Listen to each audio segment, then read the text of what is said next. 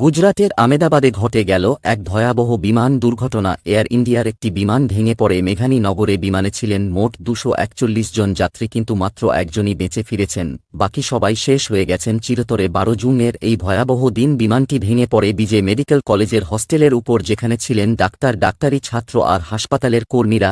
এই দুর্ঘটনায় এখন পর্যন্ত মৃত্যু নিশ্চিত হয়েছে। এই ঘটনার পর সামনে এলো টাটা সন্স। তারা জানিয়ে দিল প্রতিটি মৃত যাত্রীর পরিবারকে দেওয়া হবে ১ কোটি টাকা ক্ষতিপূরণ। এমনকি মেঘানী নগরে যারা বিমানের আঘাতে মারা গেছেন তাদের পরিবারকেও দেওয়া হবে ১ কোটি টাকা করে। এই মানবিক ঘোষণায় কেঁপে উঠেছে দেশবাসী। শুধু ক্ষতিপূরণ নয়, টাটা সন্স জানিয়েছে আহতদের চিকিৎসার সম্পূর্ণ খরচ তারাই বহন করবে, আর যেই হস্টেলটি ধ্বংস হয়ে গেছে তাও তারা নিজের খরচে পুনর্নির্মাণ করবে। তবে এখনও নিশ্চিতভাবে কিছু জানানো হয়নি মৃতদের পরিবারে কাউকে চাকরি দেওয়া হবে কিনা। এই বিষয়ে টাটা সন্স এখনও কোনো মন্তব্য করেনি। অন্যদিকে শনিবার এয়ার ইন্ডিয়া ঘোষণা করেছে প্রতিটি মৃত যাত্রীর পরিবারকে অন্তর্বর্তীকালীন ২৫ লক্ষ টাকা ক্ষতিপূরণ দেওয়া হবে। বন্ধুরা, এটা শুধু একটা দুর্ঘটনা নয়, এটা একটা ভবিষ্যৎ ভেঙে পড়ার কাহিনী, যেখানে শেষ হয়ে গেছে স্বপ্ন, হারিয়ে গেছে মানুষ, কিন্তু উঠে এসেছে মানবিকতার আশার আলো। এই ঘটনার খবর যদি আপনার হৃদয় ছুঁয়ে যায় তাহলে ভিডিওটি লাইক করুন, শেয়ার করে দিন আপনজনদের সঙ্গে। আর এমন মানবিক আপডেট ও সত্য গল্প পেতে চ্যানেলটি